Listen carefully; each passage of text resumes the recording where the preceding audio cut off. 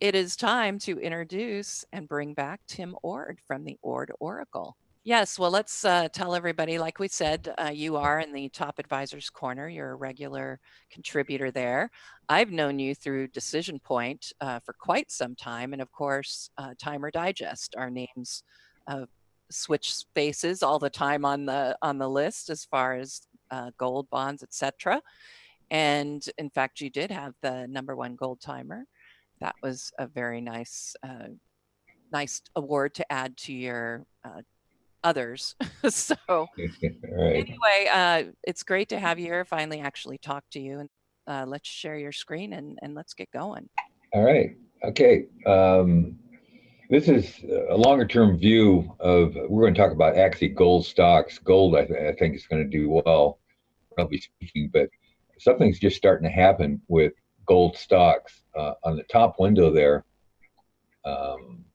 it's a bullish percent of the gold miners index. And what a bullish percent does, it measures the percent of stocks in the gold miners index that are point and figure buy signals. And over the years, well, as this chart goes back to, actually looks like about 1997, but the gold miners, the bullish percent index started somewhere around 2007 there. But in general, I took it, this is a weekly chart, and I took a 10-day average of the bullish percent index. And normally when it's above 40, the market's in an uptrend. When it's down below 40, it's in a downtrend. And if you look here, basically in 2008, basically it was below 40, then finally got above, relatively stayed above 40 all the way into 2011 high. Then 2011 high, it fell below 40, getting the sell signal. A little pop up there in 2012, popped up for a little bit. But basically from about 2012 all the way into 2016, it stayed below 40. In other words, bullish percent index was at 40% on buy signals or less. And finally in 2016, it popped up, gave a buy signal. And basically since 2017, and actually even currently, this chart's actually a week and a half old, or about 2011 is about a week old, but we're still actually below 40 right now, and it's still on a, I guess, sell signal. It's not really a sell signal. The market's been trending sideways here, but it hasn't gave a buy signal yet. But we'll go. I got another chart. It's on a shorter time frame showing where it is, but as an intermediate term, is basically still neutral for right now. Next window down is the Bollinger Band width, and it doesn't give very many signals. But if you notice, we're below 20. And last two times we're below 20 was in 2007. It kind of picked out that sideways consolidation. Market ran up in 2011. It got down to 20 again, and that was actually a sell signal. The market plummeted for the next 5-6 years, and we're back down. Bullish percent, or the bullish band, the Bollinger Band width is back below 20 again, suggesting a large move is coming. Doesn't tell you what direction. All it does say is a large move coming. Well, if the bullish percent index pops above 20, that will be a buy signal.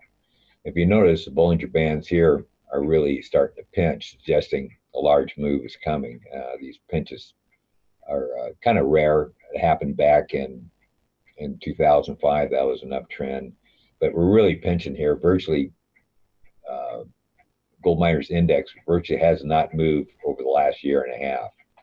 So this chart is suggesting a big move is not far away, and with the bullish percent index actually starting to turn up here, we think it will be a buy signal. Next chart is, okay, this is the daily chart of the bullish percent index. And the middle chart here is GDX. If you notice, GDX has been basically trading sideways here for about the last year and a quarter, and it really hadn't done anything.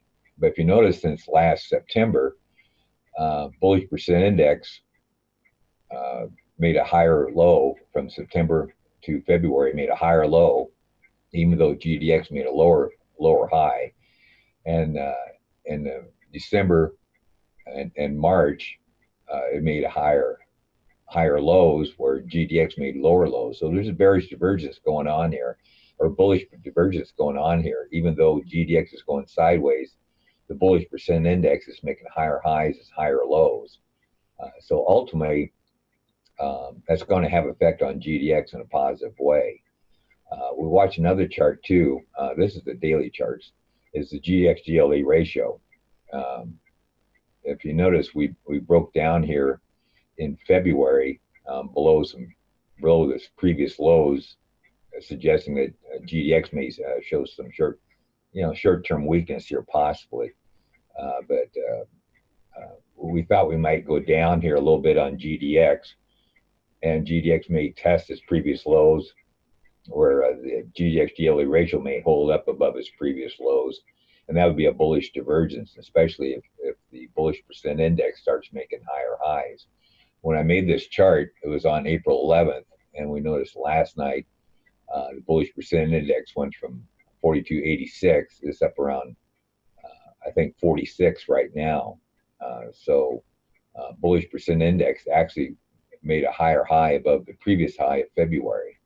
So it's even though we're still going sideways here, there's more stocks becoming on buy signals on the gold miners index, even though we're still in the trading range. At some point, I guess if you get 100% of the stocks on buy signals in the gold miners index, you gotta be bullish. But we're up to 46% now, and if this stays there, and the 10-day average jumps above 40, it will give a buy signal on a longer term basis. So anyhow, this market's starting to be very interesting in the coming days. Here's another chart. This is a monthly chart of the silver gold ratio going back to 1995.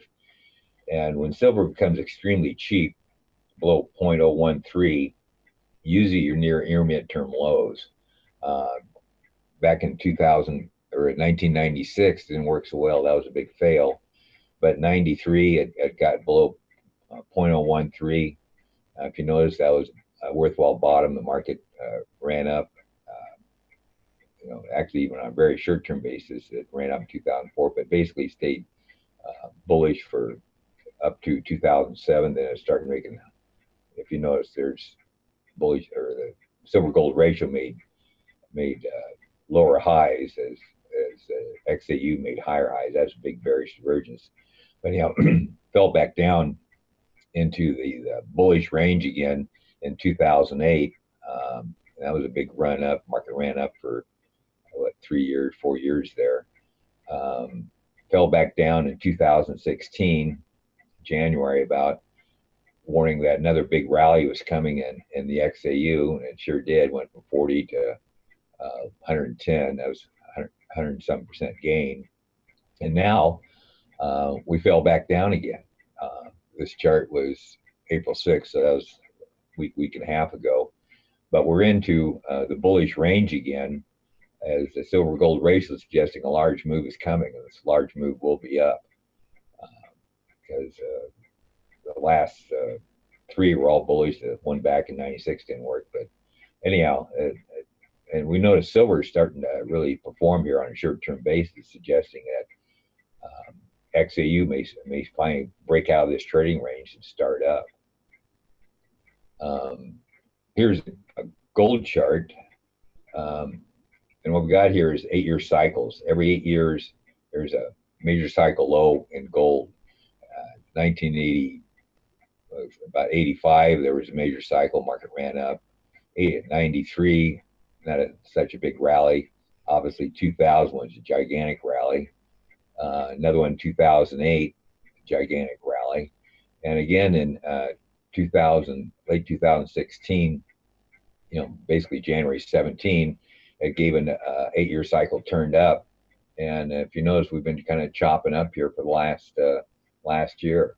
So that remains bullish. RSI remains above, monthly RSI remains above 50. So basically gold gold itself, this is gold stock on a monthly time frame, is on a buy signal right now, and the 8-year cycle low is on a buy. If you notice from the 2000 low up to the 2011 high, the market only retraced 50% of that rally. And a lot of times, if the market only can retrace Fibonacci retracement of only a half 50%, it usually suggests the market could be at a halfway point in the move. If that turns out to be true, it would have gold would have an upside target around 2750. So it could be substantial gains here with the 8-year cycle low, giving a buy signal here, and gold is actually acting well. A substantial rally could be in the making here. So that's my presentation. So if you have questions, I've actually got a question for you, Tim. Sure. Because we've had discussions on here plenty of times. I know Greg Schnell, when he comes on here, he follows commodities very closely, and we've kind of argued back and forth about gold and whether it's bottoming and trying to make a base and turn back higher, or if it's just pausing before another leg down. And one of the problems I have personally with gold is that this bull market that we've been in for 9 years is different than the one we saw from 2002 to 2007. Back in 2002 to 2007, the US dollar was completely falling apart and had dropped quite a bit. I think the index fell from about 120 down to 72 or something like that over about a 5 or 6 year period. And so that big drop in the US dollar was helping to fuel gold, and that led to that massive move higher that you were just showing in gold. Mm-hmm. But part of the problem I'm having with gold is that since 2011, the dollar ran, well, back in the bottom in 2011, it was about 72.5, 73. It ran up to 102, and it has pulled back over the last year. But one thing that's confused me is that over the course of the last year, or maybe even 15 months, the dollar has fallen probably about 12%, the dollar index, and yet on a relative basis, gold still hasn't been able to outperform the S&P 500. And do you have any thoughts on that relationship, or are you just strictly paying attention to gold versus silver and gold versus the gold stocks and that sort of thing? Do you bring the dollar into? Yeah, I do. Actually, I do have the gold, and I compare it to UUP, and that actually has broke out. And a lot of times that gold or dollar to gold ratio kind of leads the way for gold, and that ratio has actually broke up. I don't have that chart, but I do watch that the dollar compared to gold, and it actually broke out before actually gold broke out, going back to that 2016 low. So that's a ratio I watch, which I have put that on the chart here. It could be an interesting chart, but if you do just momentum wise, is what this kind of chart is. If you do the monthly RSI, if it stays above 50, you're in a bull market, and if you're below 50, in a bear market. So right now, with the RSI basically staying above 50, even though it hasn't really shown a lot of strength, RSI has not gotten above 70. It's still above 50, suggesting this rally may still continue here. So I even got going back to 1981. Every time the RSI stayed below 50, it was on a sell signal. Above 50 is a buy signal. So I think it's the way I'm looking at it with this other ratio right here, this silver gold ratio. That's historically low, and even though we did, if this turns up, which it hasn't turned up yet, but I know it's over the last couple of days, silver's getting really strong here, and this ratio may be turning up because this is April 6th deal here, but we start closing about 401.15. We think gold will probably start to show more strength along with the gold stocks. But in bull markets, gold stocks have always outperformed gold in uptrends. And that's why I pay attention to this ratio right here. I thought we might see some weakness, but now the GX-GLD ratio is actually showing strength, saying that gold stocks is now starting to outperform gold. So that's both for bullish for both gold and gold stocks. Yeah, I know too, since 2013, just the price of gold has really struggled to get back through about 1375 to 1400. We've been up there, I don't know, probably 3 or 4 different times. The most recent time we got up to about 1375 in the middle part of 2016. How important is it for you as if you're going to trade gold stocks, for gold to clear that 1375 level? Well, if you notice, we just been banging sideways on gold, kind of knocking at the door. Usually, if a market runs up to resistance and it fails to really back away from it, and a lot of times you go through, the third or fourth time, there's no price there's no price what do you call it, rejections at this 1375. At some point, we're going to probably eat through it. Don't know when, but the longer it stays that resistance and fails to reject from it, you're going to eat through it. So in my view, we're going to eat through it eventually. When, it's hard to say. It could be, next couple of days or next couple of weeks, but eventually we're probably going to eat through it and start to push higher. So, right, and I don't know if Aaron has any questions from the room, but I have one more follow-up question, and that is just for the benefit of all of our viewers. What is your strategy when you trade gold or gold stocks? Are you short-term in nature, looking for quick moves, or are you looking more longer term at a bigger picture trend? Well, I'm starting to look at the bigger picture trend, because on the short-term basis here over the last year and a half, you almost had to be short-term to squeeze out 1% or 2 out of this extremely narrow trading range here. This is XAU. And so now I'm really kind of focused on the bigger term, because I think this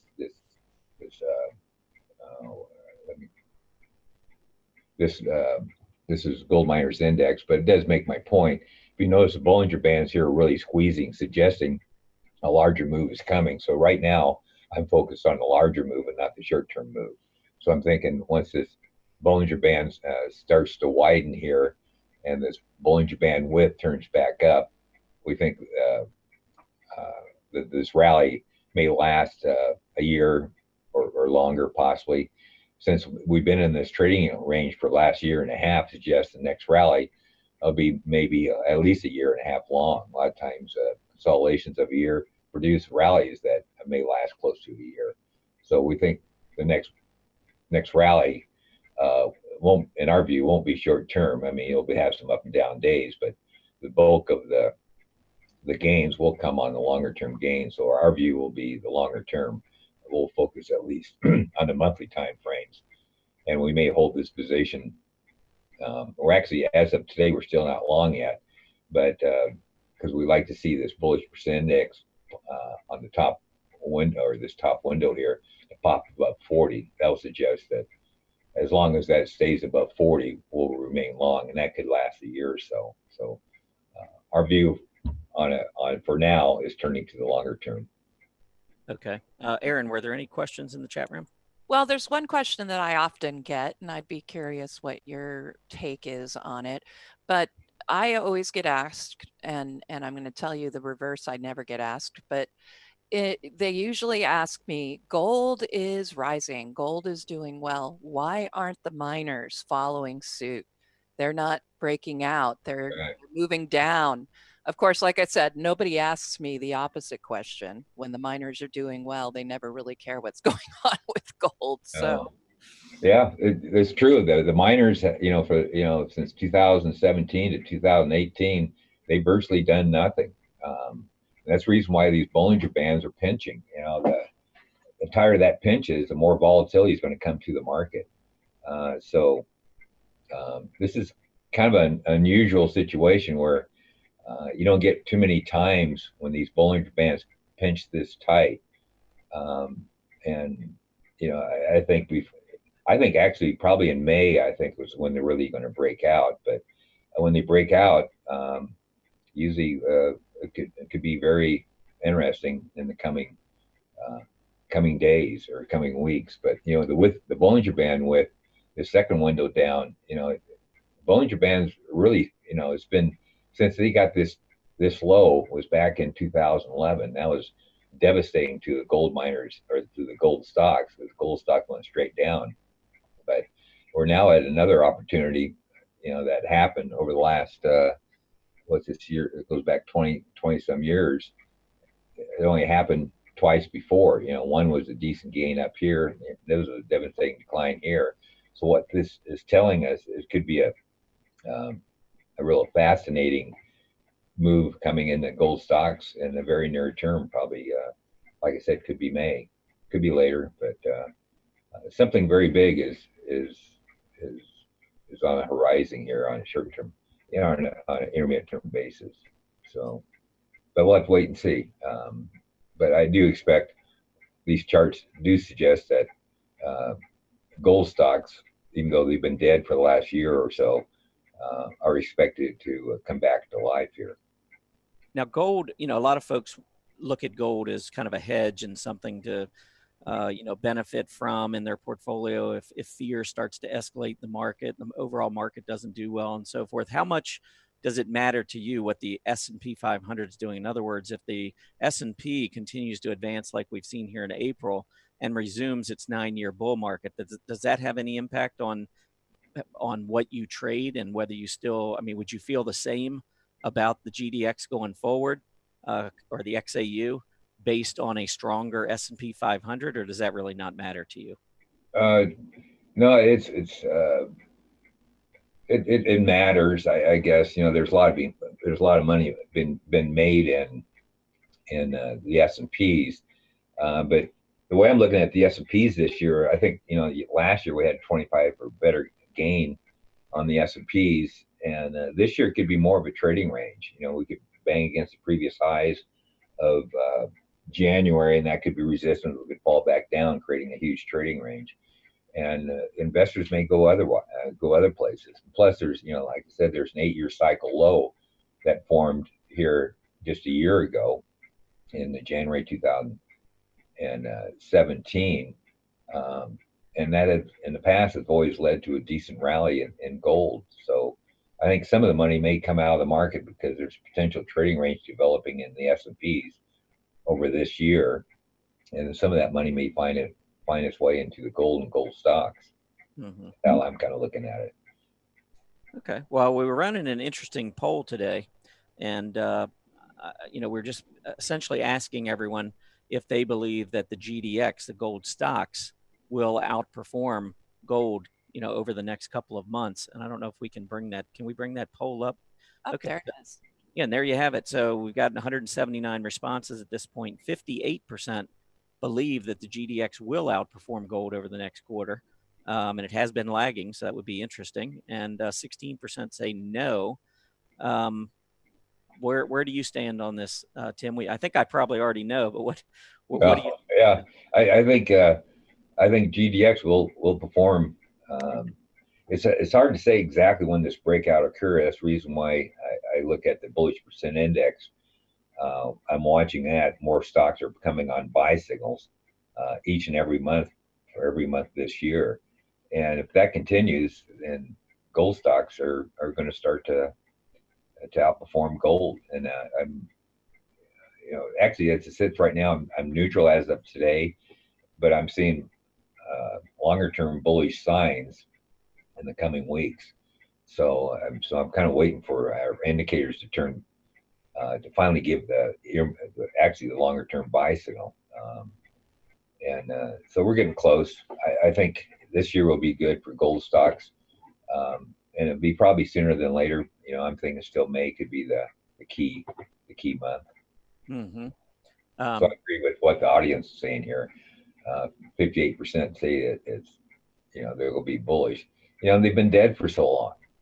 Value wise, gold stocks are relatively cheap compared to gold by historical averages. Because the GDX GLE ratio has been so low for so long. So, yeah.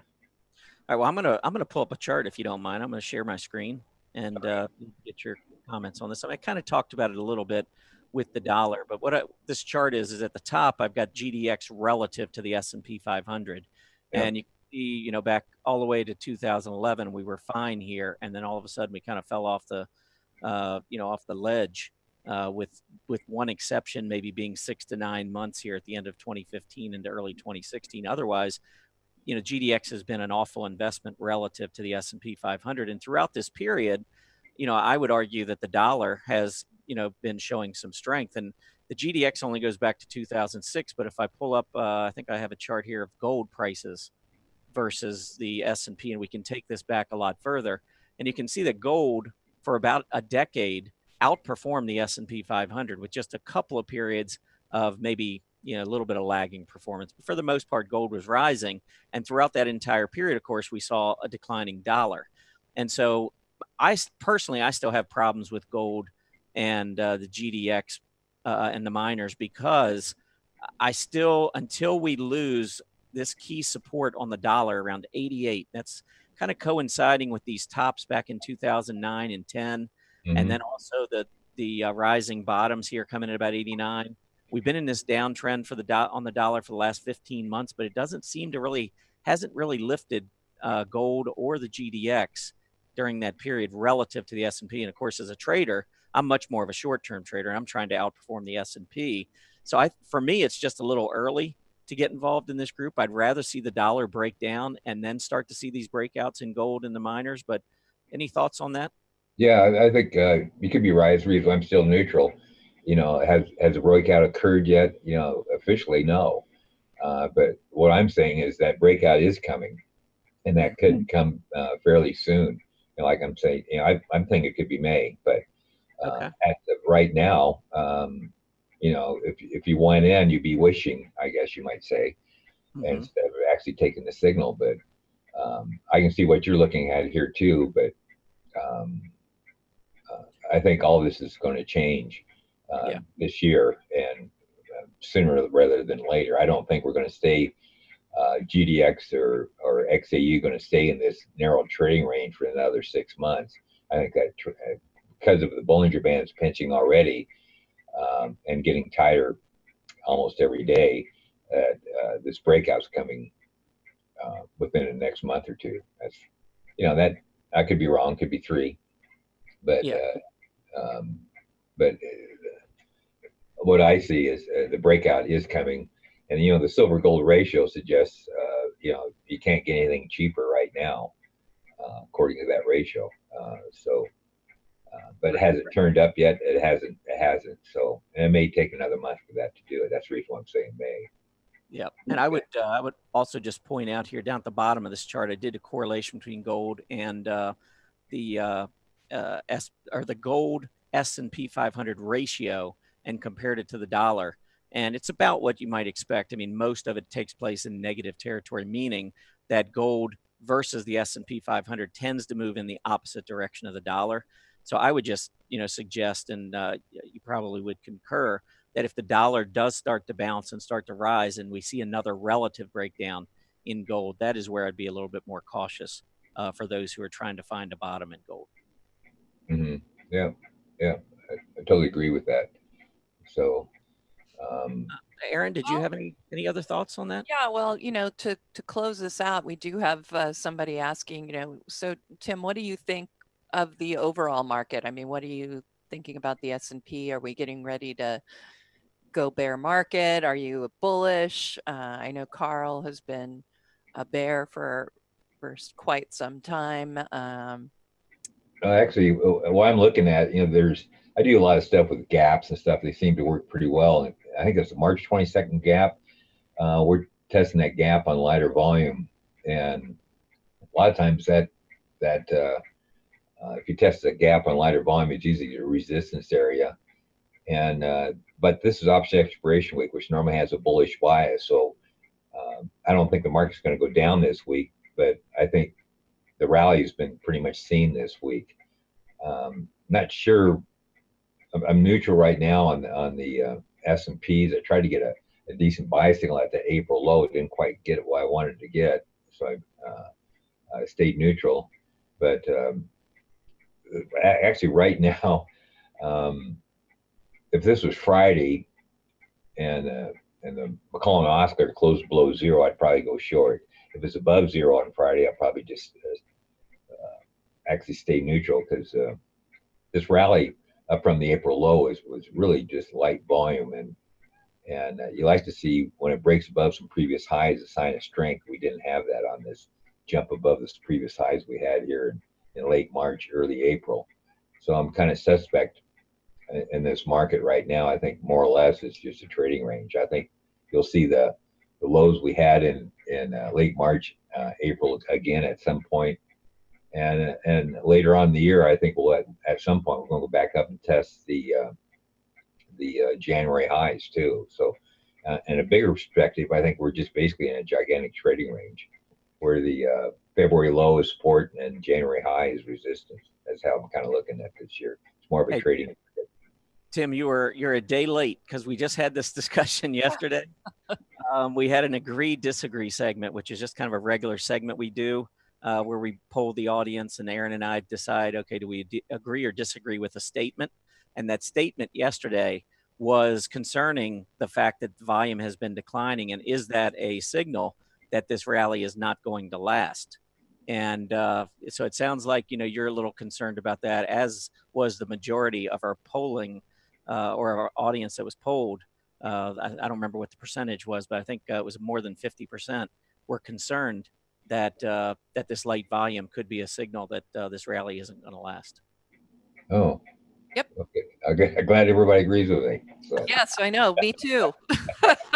I was on the other side. Just for the record, I'm on the other side, but we won't get back into all that. But it's been great having you on the show today. We really look forward to having you on, and we certainly want to get you back. And, we'll follow up on some of this discussion that we've had today and see how gold and the miners unfold over the next few weeks. And we'll get you back here and we'll talk about it again, if that sounds good to you. Yeah, I'd love to come back. Count me in. Excellent. Awesome. Well, we will get you scheduled, and really good to have you on here, my friend. Thank you. Thanks for having me on.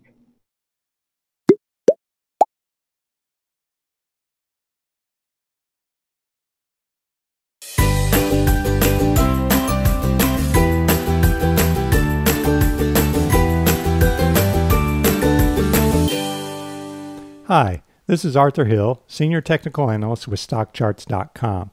Today's introductory video will get you started with using chart lists. Here are the topics and the timeline for today. First, we'll give you a little intro and we'll give you some organizational tips. Then we'll show you how to access your chart list. Then we'll go over the process of creating a new chart list. Once you have a sharp chart, we'll show you how you can save that to a chart list. Then we'll go over the different chart list viewing options.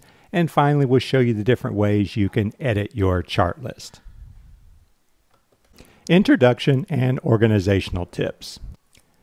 Chart lists are online folders that allow members to store up to 500 charts in a single group. Now note that you must be a member to use chart lists, and the number of chart lists depends on your membership level, which I will show later. Before we create chart lists and add symbols, we need to think about a naming convention that we're going to use to keep a certain order to our chart list and to our symbols that we have in our chart list, the names of the charts. And so here I've got a list of chart lists, and you can see the names on the left here. And each name here is preceded by 4 numbers, and that's to put a certain order to these different categories that I've created.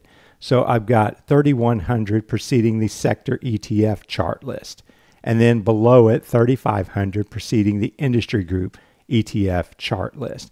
And so that ensures that my chart lists are organized in a certain order. And keep in mind, this is just to give you an idea of how you might want to order your chart list. Now within the chart list, you're going to have different names for each chart. So you have a symbol, and then you have the names. And I've done a similar thing with the names in the chart list. So my major index ETFs start with 1000, and then they're numbered accordingly. And then the sectors start with 3000 and then are numbered accordingly to keep a certain pecking order within my chart list. And this makes it easier for the analysis process. Accessing your chart list. The first place that you can access your chart list would be from the members page, and there's a link to the members page at the top of every web page at StockCharts. And here on the left, you have the control center and a link for your chart list. And you can see I'm using 19 of my 350 possible chart lists. And to access any of these chart lists, simply click on that link. Creating a new chart list. On the members page in the Your Chart List section on the right-hand side, you will have buttons or links to edit, add a new chart list, adjust the settings, and a link for instructions. So if I click Add New, I can put in that list name and I can create a new chart list. I will then get the new chart list and I will be in edit mode. And notice all the possibilities at the top. You can select a different list, you can edit, you can delete, you can add a new list, and you can get instructions. So if I want to add some symbols to this new list, I will go to the symbol entry box, put in symbol, and then I will put in a chart name. And you can add comments too if you would like. So I click Add Chart, and boom, there I have 1001 Dow Industrials as the first chart in my chart list. There are other options for adding symbols to your chart list. You can see here, if I want to add many, then I just enter a list of symbols separated by a comma here. And you would do this if you're not concerned with the order in which the charts will appear on your chart list. But it's very easy to quickly add a number of symbols to a new chart list this way. Saving a sharp chart to a chart list. I'm here on the Sharp Charts workbench and I've created a sharp chart for ITA. And if I want to put that in a particular chart list, you can do that with just a couple of clicks. Here is the Save As link just above the sharp chart. And if I click that, I will get a pop-up. And there you see In Chart List. So I can choose the chart list that I want to put it in, and I'm going to put it in the Industry Group ETF chart list. And then I can also put the name that I would like, and I'm going to prefix it with 3500 for Industry Group ETFs, IN for Industrial Sector, and then the name of the ETF. And I will click Add New, and that chart will now be in that chart list. Chart list viewing options. Chartists can access the different viewing options from a sharp chart by clicking the View All link in the middle. Alternatively, you can go to your members page and your chart list and you'll see a View As link in the middle and you can choose one of these viewing options. So here I am in the 10 per page view and you can see some drop downs there if you want to move to a different chart list. You can also change the view and look at all the viewing options that are available. Candle glance, RRG, seasonality, market carpet. I recommend you try those out to see how you like them. We also have links to edit, to delete that chart list, to add a new chart list, and for further instructions. Over on the right, you can see Auto Size Charts is checked, and that means the charts will resize according to the width of your browser. Now, you cannot annotate your charts when that circle is checked. And if I uncheck it, then I can annotate. And you can annotate using the Actions link on the right. And there we have Edit Chart Settings, Annotate, Delete, and other options. Editing your chart list. There are a number of ways to edit your chart list, and I'm going to show you one of my favorite ways here. I'm on the 10 per page view for my chart list here, and I've got a first chart here, ITB, and if I want to edit that name at the top, I just click on that name, and it becomes active, and I can edit it. So I can add ETF to the end and save that. Also at the bottom you have a place for notes and I can edit those notes by simply adding and saving. You can also go into edit mode on your chart list by clicking on the icon with the pencil for editing. You can also go to the members page and work on your chart list there. Here I am on the members page showing all of my chart list. And there's an edit link for all of the chart list at the top right.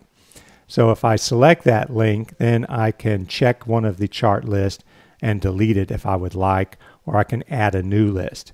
You can also access the chart list editing mode by going to the View As link next to each of the chart lists and clicking Edit List. And that concludes this instructional video to get you started on chart list. Be sure to check out our other instructional videos, and thanks for watching.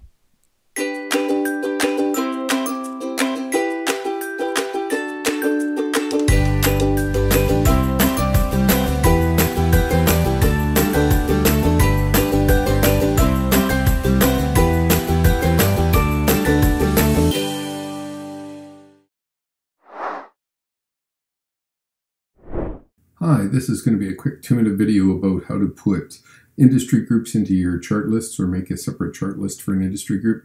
First of all, clicking on Advanced Scan Workbench. Second of all, scroll down here under the Stand Components, and you can either pick US or Canadian. I'm just going to pick Canadian because it's not the default, but obviously if you did the US, you'd just go the same way. So you're going to pick Canadian, and in this particular case, we want to find healthcare. It's a group that's doing pretty well. So you could either do the individual industry groups, or in Canada's case, the healthcare sector is less than 60 stocks. So we could add them all. So we put it in there. Don't forget this add button shows up as a line up here. Then you run the scan, and then available actions. You're going to go in here and store these results in a new chart list. You can name it whatever you want. I have a particular naming convention that I like to use that I described in my book, and it is to put the H in there for an alphabetical sort, and so I'm just going to say Healthcare Canada. And with that, that puts it into an industry group list. And you can see here's all my industry groups. I've got other ones in here.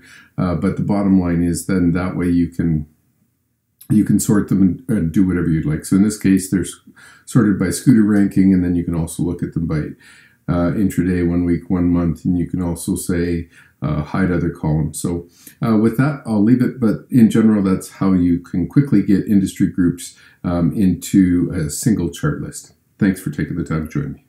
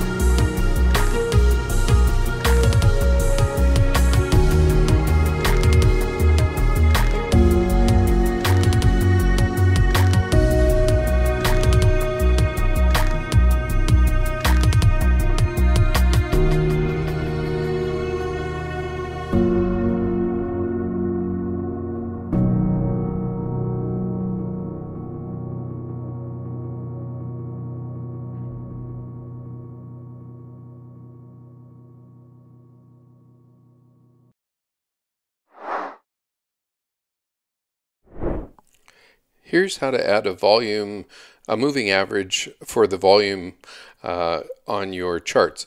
You can't use this volume component here, so go down under Indicators, select Volume from the drop-down menu, and then put the period that you'd like on it, and you can specify the color of the moving average line. Click Update, and that will give you this nice little line on here so you can see if it's above or below average volume.